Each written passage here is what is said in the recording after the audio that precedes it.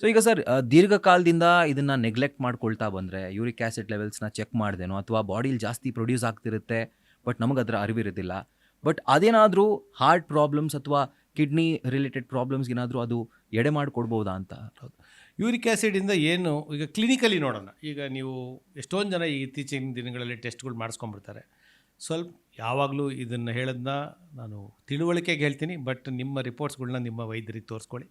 So ಏನೂ ತೊಂದರೆ ಇಲ್ಲ, ಸ್ವಲ್ಪ ಮಟ್ಟಿಗೆ ಮಾತ್ರ 1 ಯೂನಿಟ್ ಜಾಸ್ತಿ ಇದೆ ಅಂದರೆ ಜನರಲಿ ನಾವೇನು ಯೋಚನೆ ಮಾಡೋದಿಲ್ಲ.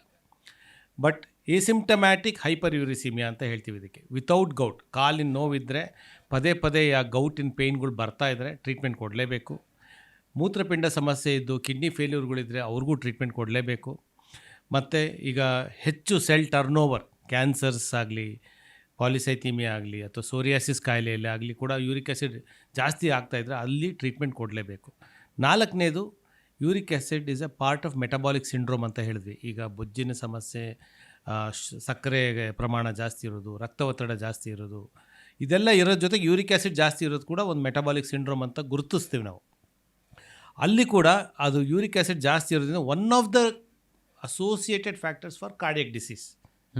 ಸೊ ಅದನ್ನು ಜ್ಞಾಪಕ ಇಟ್ಕೊಂಡಿರಬೇಕು. ಬಟ್ ಅದಕ್ಕೆ ಟ್ರೀಟ್ಮೆಂಟ್ ಕೊಡಬೇಕಾ ಬೇಡವಾ ಅಂತ ಕ್ಲಿನಿಕಲಿ ಎವ್ಯಾಲ್ಯೂಯೇಟ್ ಮಾಡಿ ನೋಡಬೇಕಾಗತ್ತೆ.